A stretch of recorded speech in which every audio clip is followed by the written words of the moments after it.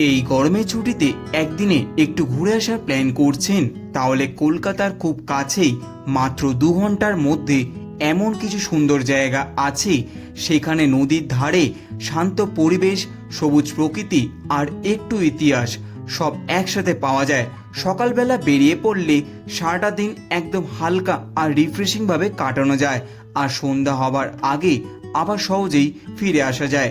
কোথায় যাবেন, কি দেখবেন আর কিভাবে পৌঁছবেন, সবটা সহজভাবে জেনে নিয়ে খুব সহজেই অনায়াসে করে নিতে পারবেন একটা ছোট্ট উইকেন্ড ট্রিপ।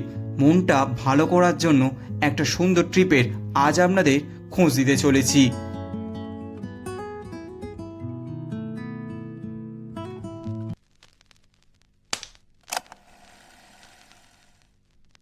নমস্কার বন্ধুরা, আশা করি সকলে ভালো আছেন এবং সুস্থ আছেন। এটি নতুন ভিডিওতে আপনাদের সবাইকে জানাই স্বাগতম।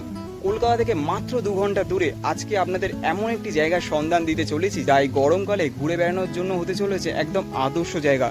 এইখানে আপনারা কিভাবে আসবেন, কখন এসে পৌঁছাবেন এবং এখানকার খরচ কত হতে চলেছে, এই সমস্ত তথ্য থাকছে আজকে এই ভিডিওটার মাধ্যমে। আপনাদেরকে আমি সমস্ত তথ্য শেয়ার করতে চলেছি।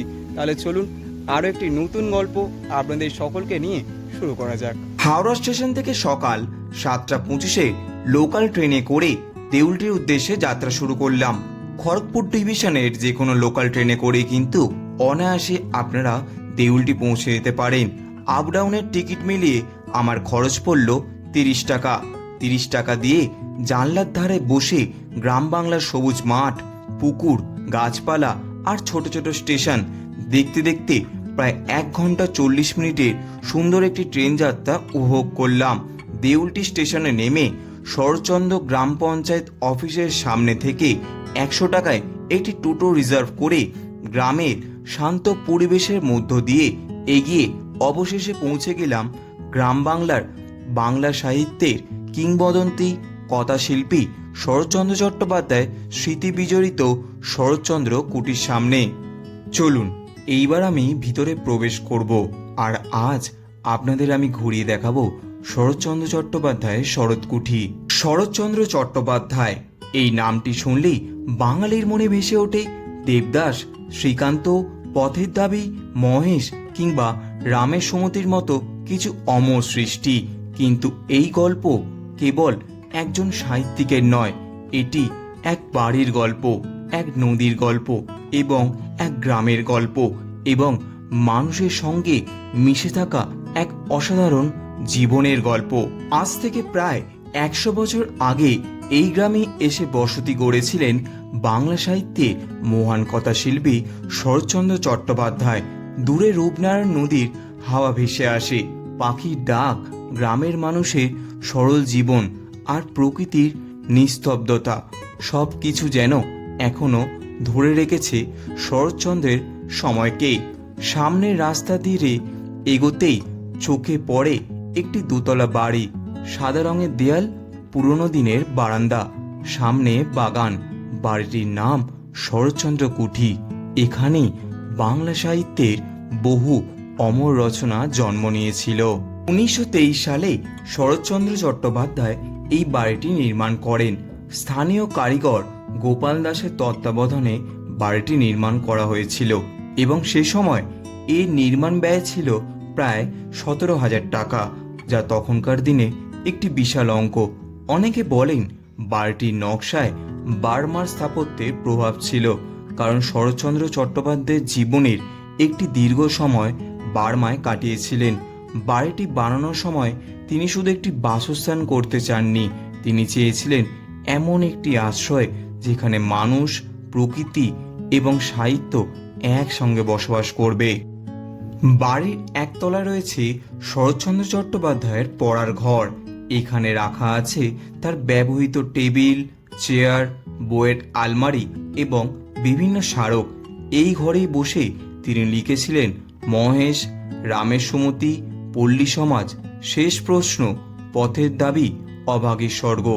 এছাড়াও তার সমবেতরে থাকার সময় দেবদাস, দত্তা, দেওয়া পাওনা, নিষ্কৃতি, বৈকুণ্ঠের উইল প্রভৃতিও রচনা করে ধারাবাহিকভাবে প্রকাশ হয়েছিল। ভাবুন একবার, একটি সাধারণ গ্রামের বাড়ি বাইরে বৃষ্টি পড়ছে, কাগজের ওপর কলম চলছে, আর সেই শব্দ থেকে জন্ম নিচ্ছে বাংলা সাহিত্যের ইতিহাস। বাগান বাড়ির সামনে রয়েছে শরৎচন্দ্র চট্টোপাধ্যায়ের নিজের লাগানো গাছ, গোলঞ্চ, পেয়ারা ও নানান ফলের গাছ। আজ অনেক গাছ শতবর্ষের কাছাকাছি বয়স পার করেছে। এই গাছগুলো যেন জীবন্ত সাক্ষী। তারা দেখেছে কখনো লেখক সকালে হাঁটছেন, কখনো অতিথি এসেছেন, কখনো নতুন গল্পের ভাবনায় তিনি গভীর চিন্তায় ডুবে আছেন। বাতাস বইলে এখনো পাতাগুলো যেন তার স্মৃতির কথা বলে।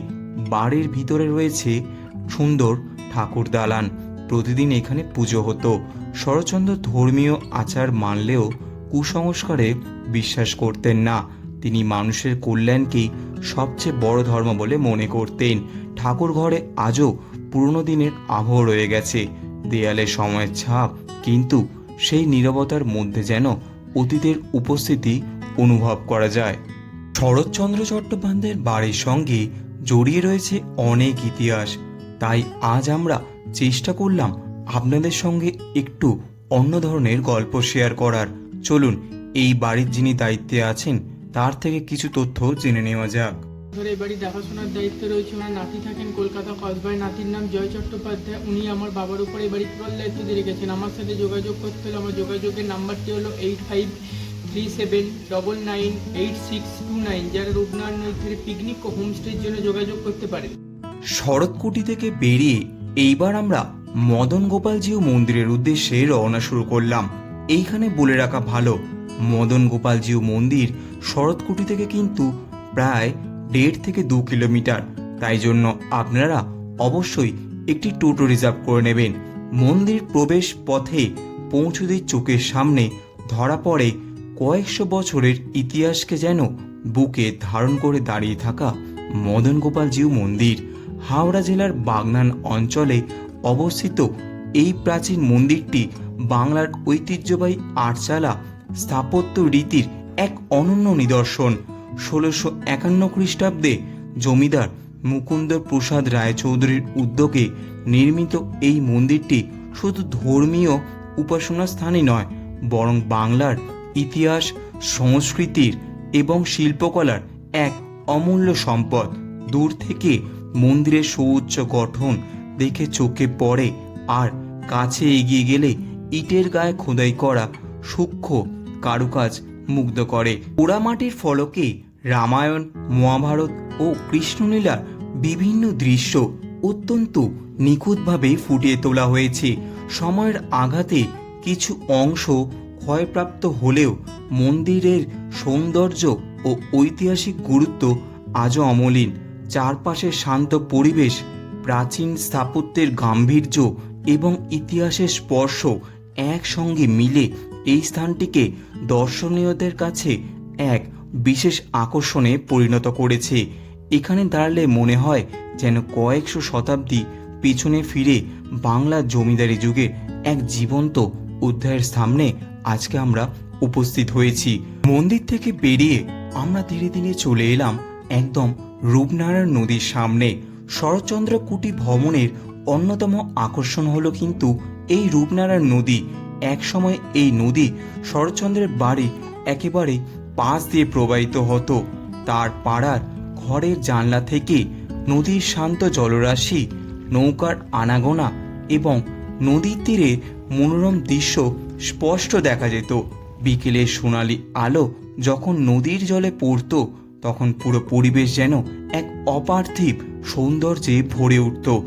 এই নদীর প্রাকৃতিক সৌন্দর্য ও শান্ত পরিবেশে শরৎচন্দ্রের সাহিত্য সৃষ্টিতে গভীরভাবে প্রভাব ফেলেছিল বলে মনে করা হয়। বর্তমানে নদীটি কিছুটা দূরে সরে গেলেও তার বিশালতা, নির্মল বাতাস এবং মনোমুগ্ধকর দৃশ্য আজও দর্শনার্থীদের যেন মুগ্ধ করে। নদীর তীরে দাঁড়ালে মনে হয় শহরের কোলাহল ভুলে প্রকৃতির মাঝে হারিয়ে যাওয়ার এক অসাধারণ অনুভূতি মনে হয়। আর মনে হয় এই স্থানটি শরৎচন্দ্রের এত কেন প্রিয় ছিল। এরপর আবার টোটো রিজার্ভ করে আমরা স্টেশনের পথে রওনা দিলাম। এখানেই শেষ হলো আমার একদিনের দেউলটি ভ্রমণ। কেমন লাগলো ভিডিওটা অবশ্যই মূল্যবান কমেন্টটা ভিডিওর কমেন্ট বক্সে জানাতে ভুলবেন না। এইখানেই শেষ হলো আমার আজকের ভ্রমণ। কেমন লাগলো ভিডিওটা অবশ্যই আপনাদের মূল্যবান কমেন্টটা কিন্তু আমাদের ভিডিওর কমেন্ট বক্সে জানাতে ভুলবেন না।